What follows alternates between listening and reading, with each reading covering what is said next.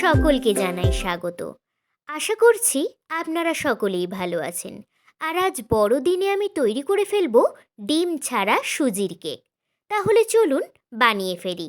প্রথমেই একটি পাত্রে আমি নিয়ে নিয়েছি 1 কাপ পরিমাণ সুজি, আর সেই পরিমাণেই দিয়ে দেব 1 কাপ চিনি। আর চিনি আর সুজি যেই পরিমাণে নেব সেই একই পরিমাণে দিয়ে দেব গরুর দুধ। আর এখানে কিন্তু কোনোভাবেই গরম অথবা ঠান্ডা দুধ ব্যবহার করা যাবে না, নর্মাল রুম টেম্পারেচারে থাকা দুধ ব্যবহার করতে হবে। এবারে সমস্ত উপকরণ কিছুক্ষণ ভালোভাবে মিশিয়ে নেব। আর ভালোভাবে মেশানো হয়ে গেলে প্রায় 15 মিনিট মতো ঢাকা দিয়ে রেখে দেব। আর এই 15 মিনিটের মধ্যে কিন্তু চিনিও গলে যাবে, এইদিকে সুজিও অনেকটাই নরম হয়ে আসবে। 15 মিনিট হয়ে গেছে। এবার মিশ্রণটি হালকা করে একটু মিশিয়ে নেব। আর যেই কাপ মেপে সুজি, চিনি আর দুধ দিয়েছিলাম সেই একই কাপের অর্ধেক পরিমাণে ময়দা দিয়ে দেব। এবার এর মধ্যে 1/2 টিস্পুন লবণ, 1/2 টিস্পুন বেকিং সোডা আর 1 টিস্পুন বেকিং পাউডার দিয়ে ভালোভাবে মিশ্রণটি ফেটিয়ে নেব।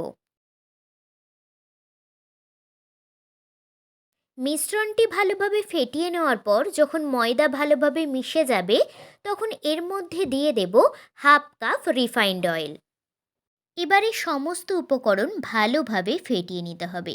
মনে রাখবেন, যত বেশি ফেটানো হবে কেক কিন্তু তত সুন্দর ফুলে উঠবে।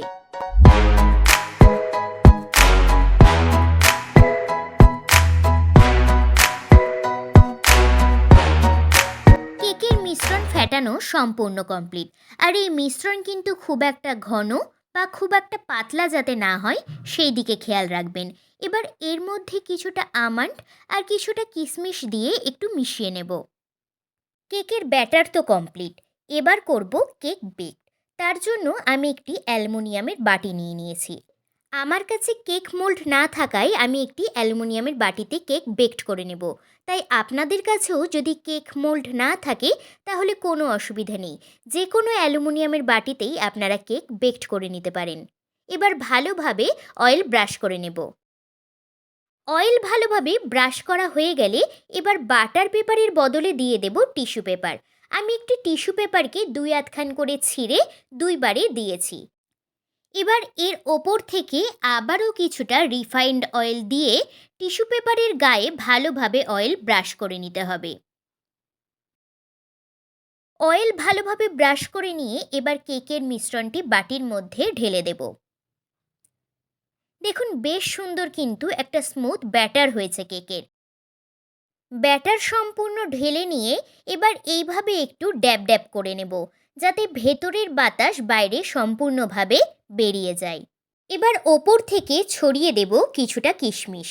আর অন্যদিকে কড়াই গরম করে নিয়ে তার মধ্যে দিয়ে দেব বেশ অনেকটাই লবণ। আর লবণ একটু গরম হয়ে এলে তার মধ্যে একটি স্ট্যান্ড বসিয়ে দেব। এরপর কড়াই প্রায় 5 মিনিট হাই ফ্লেমে প্রিহিট করে নেব। প্রায় 5 মিনিট হয়ে গেলে এবার স্ট্যান্ডের ওপর চাপিয়ে দেব কেকের বাটি। আর গ্যাসের ফ্লেম লো করে ঢাকা দিয়ে রেখে দেব প্রায় 40 থেকে 45 মিনিট মতো। 45 মিনিট হয়ে গেছে। এবার ঢাকা তুলে নিয়ে কেক চেক করে নেব। তার জন্য আমি একটি স্টিক নিয়ে নিয়েছি। এবার ভালোভাবে একটু কেকের মধ্যে দিয়ে দেখে নেব স্টিকের গায়ে কিছু লেগে যাচ্ছে কিনা। দেখুন, স্টিকের গায়ে কিন্তু কিচ্ছু লাগছে না, তার মানে কেক সম্পূর্ণ রেডি। এবার গ্যাসের ফ্লেম অফ করে খুব সাবধানে কেক নামিয়ে নেব। এবার কিছুক্ষণ অপেক্ষা করব কেক ঠান্ডা হওয়া পর্যন্ত। আর কেক ঠান্ডা হয়ে গেলে একটি চাকুর সাহায্যে চারিদিক ভালোভাবে ছাড়িয়ে নেব। দেখুন, এই কেক কিন্তু আপনা আপনি ছেড়ে এসেছে, তাই খুব একটা ছাড়িয়ে নেওয়ার প্রয়োজন নেই। তাও একটু ছাড়িয়ে নিলাম। আর তার উপরে একটি প্লেট চাপিয়ে বাটিটি একটু উল্টো করে বাটির ওপরে একটু ড্যাব ড্যাব করে নেব। এর ফলে কেক কিন্তু খুব সহজেই বেরিয়ে আসবে।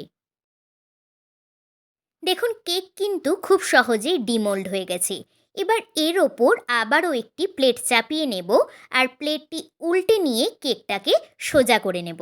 আর আমি কিন্তু টিস্যু পেপারটা ছাড়িয়ে ফেলিনি, তাই আপনারা এখনই ছাড়িয়ে ফেলতে পারেন বা খাওয়ার সময় ছাড়িয়ে খেতে পারেন। আর দেখুন, কেকটা কিন্তু বেশ সুন্দর স্পঞ্জের মতো নরম হয়েছিল। তাই যারা ভাবছেন ডিম ছাড়া কেক হয় না, তারা কিন্তু অবশ্যই একবার এইভাবে বানিয়ে দেখবেন। খেতে কিন্তু অসাধারণ লাগে। তাহলে আপনাদের সাথে আবার দেখা হবে পরের দিন নতুন কোনো রান্না নিয়ে।